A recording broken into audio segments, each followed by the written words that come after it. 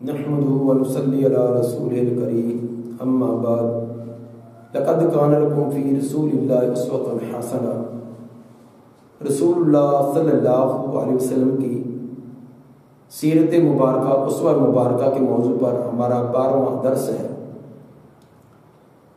جب نبی صلی اللہ علیہ وآلہ وسلم پر پہلی وحی اقرأ بسم ربک الذی خلق نازل ہوئی تو آپ اچانک کیونکہ تنہائی کے اندر رہتے تھے، جبریل علیہ السلام اپنی اصلی شکل میں آئے ہیں، پورا کا پورا زمین و آسمان کا خلا جو ہے وہ بھرا ہوا ہے، تو ایسی کیفیت کو دیکھ کر آپ گھبرائے، تو گھبرائے ہوئے آپ واپس گھر میں آئے۔ حضرت خدیجہ رضی اللہ تعالی عنہ کو فرمایا کہ زملونی مجھے چادر اڑا دو، مجھے چادر اڑا دو، پورا واقعہ سنایا۔ حضرت خدیجہ رضی اللہ تعالی عنہ بڑی سمجھدار، بڑی زیرک اور بڑے معاملات کو بھانپنے والی اور بڑی حکمت و دانائی رکھنے والی عورت تھی۔ انہوں نے نبی صلی اللہ علیہ وآلہ وسلم کو کیسے تسلی و تشفی دی۔ صحیح بخاری کے حدیث نمبر 3، صحیح مسلم کے حدیث نمبر 403۔ 5 چیزیں، 5 وصف نبی صلی اللہ علیہ وسلم کے بیان فرمایا کہ انک لتصل الرحم وتحمل الکل وتکسب المعدوم وتقری الضیف وتعین علی نوائب الحق۔ یہ 5 آپ کے اوصاف حمیدہ بیان کیے۔ کیا مطلب؟ اے میرے پیارے، آپ کیسے کیوں گھبراتے ہیں؟ جس کے اندر یہ 5 اوصاف ہوں، 5 یہ خوبیاں ہوں، اس کو وہ کبھی پریشان نہیں ہو سکتا، اس کا خالق اور مالک کبھی اس کو بے یار و مددگار نہیں چھوڑ سکتا۔ وہ 5 خوبیاں کون سی ہیں؟ پہلی خوبی انک لتصل الرحم، آپ رشتہ داریوں کو ملاتے ہیں۔ جو رشتہ داریوں کو جوڑے، رشتہ داروں کو خود بھی ملائے، دوسروں کو بھی ملانے کا حکم دے، وہ پریشان کیسے ہو سکتا ہے؟ سب سے پہلی عظیم خوبی بیان کی انک لتصل الرحم، رشتہ داریوں کو آپ ملاتے ہیں۔ دوسری خوبی یہ بیان کی وتحمل الکل، آپ لوگوں کا بوجھ اٹھاتے ہیں، جن کا کہ بوجھ اٹھانے والا نہیں، جن کا سر پر کوئی سایہ نہیں، آپ ان کے سر پر سایہ بنتے ہیں، آپ ان کی پریشانیوں کو دور کرتے ہیں، ان کے بوجھوں کو آپ اپنے کندھوں پر اٹھاتے ہیں۔ جو معاشرے کے کمزور افراد کا بوجھ اٹھانے والا ہو، ان کے غموں میں ان کا مداوا بننے والا ہو، وہ پریشان کیسے ہو سکتا ہے؟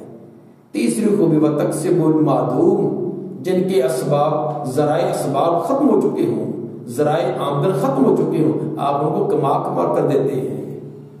جن کا کوئی کمانے والا نہیں، جن کو کوئی کھلانے والا نہیں، آپ کما کر محنتیں کر کے ان کو کھلانے والے ہیں، آپ پریشان کیوں ہوتے ہیں؟ وتقری الضیف، اس طرح مہمان کی مہمان نوازی کرنا، یہ بھی آپ کے اندر عظیم خوبی ہے۔ اس عظیم خوبی والا کیوں پریشان ہو سکتا ہے؟ اپنے مہمانوں کی تو ہر ایک ضیافت کرتا ہے، اس کے لیے بہترین اچھے کھانے پینے کا انتظام کرتا ہے، کیونکہ اس کے پیچھے مفاد ہوتے ہیں، کوئی اپنے برادری کا، کوئی سیاسی قسم کا، کوئی اور تھانے کچہری کے اندر معاملہ نکالنے کا، کوئی ایسے مہمان آئے تو اس کی ضیافت تو ہر ایک کرتا ہے۔ لیکن جو اللہ کا مہمان ہو، اللہ کے گھر میں آیا ہو، تو اس کا بھی کوئی اچھے انداز کا کوئی میزبانی کرنے والا ہے۔ نبی صلی اللہ علیہ وسلم کا یہ وصف کہ کوئی آپ کو کوئی جانتا پہچانتا نہیں، کوئی تعلق نہیں، کوئی رشتہ داری نہیں، اجنبی کوئی مل گیا ہے تو آپ کی بھی اس کی بھی انتہا درجے کی ضیافت کرتے ہیں۔ اور 5ویں خوبی آپ کی یہ بیان کی وتعین علی نوائب الحق، حق راستے میں، سچ راستے میں، صحیح بات کرنے میں، صحیح کام کرنے کے اندر اگر کسی پر مشکلات آئیں تو آپ اس کا پورا تعاون کرتے ہیں۔ یہ 5 اوصاف حمیدہ کو اپنانے والا وہ غمگین اور پریشان کیسے ہو سکتا ہے؟ اور اس کا خالق اور مالک اس کو بے یار و مددگار نہیں چھوڑے گا، اس لیے آپ پریشان نہ ہوں۔ لقد کان لکم فی رسول اللہ اسوۃ حسنہ، ایک تو یہ 5 خوبیاں جس طرح ہمارے پیغمبر کے اندر تھیں، تو ہر امتی کو یہ خوبیاں اپنانی چاہیے۔ اور اسی طرح جو حضرت خدیجہ رضی اللہ تعالی عنہ کا کردار تھا کہ ان کے خامد ایک معاملے کو سے گھبرائے ہیں، پریشان ہیں، انہوں نے کس طرح تسلیت شفی دی ہے، تو ہر عورت کو یہ خوبی اپنانی چاہیے۔ اس کا خامد گھبرایا ہے، پریشان ہے کسی بیماری کی وجہ سے، کاروباری سلسلہ میں، تو یہ نہیں کہ اس کے رہتے سہتا جو سانس ہے وہ بھی نکال دے، بلکہ اس کے ڈھارس بنے، اس کا تعاون کرے، اس کو تسلی و تشفی دے۔ چنانچہ اس کے بعد یہ پہلی وحی کے بعد کچھ عرصہ کے لیے وحی کا سلسلہ منقطع ہو گیا، وحی کا سلسلہ بند ہو گیا، جس کو فترۃ الوحی کہا جاتا ہے۔ لیکن اس وقفے کے دوران جو وحی کا کچھ عرصہ سلسلہ بند رہا، نبی صلی اللہ علیہ وسلم بڑے گھبرا جاتے ہیں، بڑے پریشان ہو جاتے ہیں، اتنے پریشان ہو جاتے ہیں کہ صحیح بخاری کا حدیث نمبر 6982 کہ کئی مرتبہ آپ پہاڑ کی چوٹی پر اپنے آپ کو لے جاتے تاکہ وہاں سے گرا لیں۔ اتنے غم زدہ اور اتنے پریشان ہیں کہ وہ وحی کا سلسلہ، وہ وحی کی ایک لذت اور کیفیت دوبارہ پھر مجھے حاصل ہو۔ یہ اگرچہ خودکشی کرنے کی ممانعت سے یہ پہلے کی چیزیں ہیں، کیونکہ ابھی تو وحی کی ابتدائی تھی، صرف سورہ علق کی ابتدائی 5 آیات ہی نازل ہوئی ہے، باقی احکام تو بعد میں ہیں۔ لیکن اصل قابل غور بات یہ ہے کہ آپ اتنا غم اور پریشانی کا اپنے آپ کو پہاڑ پر چڑھا لیتے اور گرانے کا ارادہ کرتے، یہ پریشانی کس وجہ سے تھی؟ یہ ہے قابل غور بات۔ اصل کے اندر چیزیں دو ہیں، ایک ہے جسم، ایک ہے روح۔ جس طرح ہمارا جسم اپنی خوراک کا محتاج ہے، اسی طرح ہماری روح وہ بھی خوراک کی محتاج ہے۔ ہمارا جسم اللہ نے مٹی سے پیدا کیا، اس کی خوراک بھی اللہ نے مٹی میں رکھی ہے۔ روح اللہ نے آسمان سے نازل کی، اس کی غذا اور خوراک اور اس کا علاج معالجہ بھی اللہ نے آسمان سے نازل کیا ہے، جو قرآن اور قرآن کی شرح حدیث رسول ہے۔ تو جس طرح جسم اپنی خوراک کا محتاج ہے، اسی طرح روح بھی اپنی خوراک کی محتاج ہے۔ جیسے جسم بیمار ہو جائے تو یہ علاج معالجے کا محتاج ہے، اسی طرح روحانی بیماریاں آ جائیں تو وہ بھی اپنے علاج معالجے کی محتاج ہیں۔ آج جسم کی خوراک نہ ملنے کی وجہ سے ہزاروں خودکشیاں کرتے ہوئے ہم نے سنے بھی ہیں، دیکھے بھی ہیں۔ فلاں نے خودکشی کی، اس کو کوئی جاب نہیں ملتی تھی، اس کے کوئی ذرائع آمدن نہیں تھے، اس لیے تنگ آ کر اس نے خودکشی کر لی۔ فلاں نے خودکشی کر لی ہے، کس بنا پر کہ علاج معالجہ، بیماری کی ہاتھوں تنگ آ کر علاج نہ ہونے کی وجہ سے اس نے خودکشی کر لی۔ تو جسم کی خوراک نہ ہونے کی وجہ سے ہزاروں خودکشیاں کر رہے ہیں، جسم کا علاج معالجہ نہ ہونے کی وجہ سے ہزاروں خودکشیاں کرتے آ رہے ہیں اور کر رہے ہیں۔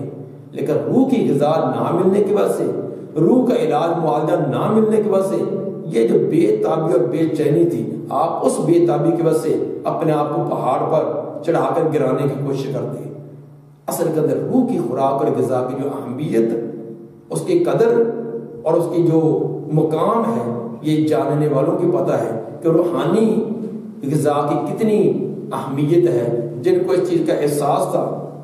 چنانچہ سورہ کہف کی آیت نمبر 60 کے اندر حضرت موسیٰ علیہ السلام کا واقعہ اللہ تعالیٰ نے بڑی تفصیل سے بیان کیا۔ بخاری اور مسلم کے اندر بھی یہ تفصیلاً واقعہ موجود ہے کہ جب حضرت موسیٰ علیہ السلام کو پتہ چلا کہ حضرت خضر علیہ السلام کے پاس چند چیزوں کا علم ہے جس کا علم مجھے نہیں، تو سب کچھ چھوڑ دیا، صرف ایک دھن لگی ہوئی ہے کہ میں ان کے پاس جاؤں اور علم حاصل کروں۔ چنانچہ انہوں نے اپنے شاگردوں کو ساتھ لیا۔ کیا کہا؟ قال موسیٰ لفتاہ لا ابرح حتی ابلغ مجمع البحرین او امضی عقبہ۔ اپنے شاگرد یوشع بن نون کو یہ فرمانے لگے کہ میں اس آدمی کے پاس جس کے پاس چند چیزوں کا علم ہے، میں اس کے پاس پہنچوں گا، اس سے علم حاصل کروں گا، اگرچہ مجھے کئی حقبے سفر طے کرنا پڑے۔ ایک حقبہ تقریباً 70 سال یا 80 سال کا ہوتا ہے، تو کئی حقبے مجھے کئی 70 اور کئی 80 سال مجھے چلنا پڑے، میں سفر طے کرتا ہی رہوں گا جب تک میں اس کو مل کر علم حاصل نہ کروں۔ یہ ہے روح کی غذا، کہ جب روح کی غذا ملتی ہے تو جسم تکلیفیں آتی ہے، گرمی ہے، سردی ہے، بھوک ہے، پیاس ہے، اس کا نہیں ہے۔ پھر روح کی غذا کی اہمیت اور اس کی طرف توجہ ہوتی ہے۔ امام نعیم المجمر جو صحیح بخاری کے راوی میں سے ہیں، 20 سال تک ابو ہریرہ رضی اللہ تعالیٰ کی کلاس اور مجلس میں رہے ہیں، 20 سال تک علم حاصل کرتے رہے ہیں۔ دیکھیے سیر اعلام النبلاء جلد 5 صفحہ 227۔ یہ ایک روح کی لذت آ رہی تھی، روحانی خوراک غذا کی ایک لذت تھی جس کے وجہ سے 20 سال۔ آج ہم تو علم کے لیے، اس دین کے علم کے لیے خصوصاً 1 سال نکالنے کے لیے تیار نہیں ہے، چند سال چند مہینے نکالنے کے لیے تیار نہیں، لیکن ہمارے اسلاف 20 سال جو وہ مجلس کے اندر بیٹھے ہوئے علم حاصل کرنے کے لیے۔ امام بخاری کے شیخ یحییٰ بن معین رحمہ اللہ، انہوں نے سب کچھ علم کے لیے لگا دیا، گھر کا سامان تک بھی بیچ دیا، حتیٰ کہ عرصہ دراز تک ننگے پاؤں چلتے رہے، اتنے پیسے بناتے کہ جوتا ہی خرید لیں، جو کچھ ان کے پاس تھا سب کچھ علم کے لیے انہوں نے صرف کر دیا۔ تو اس لیے روح کی خوراک، اس کی اہمیت جن کو یہ پتہ چل جائے تو وہ اپنے سب کچھ، اپنی جان بھی، اپنا مال بھی، سب کچھ تو قربان کرنے کے لیے تیار ہو جاتے ہیں۔ تو اللہ تعالیٰ ہمیں بھی نبی صلی اللہ علیہ وسلم کے اسمہ پر عمل کرتے ہوئے یہ روح کی غذا، خوراک، روحانی تعلیمات، اس کا ذوق اور شوق عطا فرمائے۔ سبحان ربک رب العزت عما یصفون والسلام علی المرسلین والحمد للہ رب العالمین۔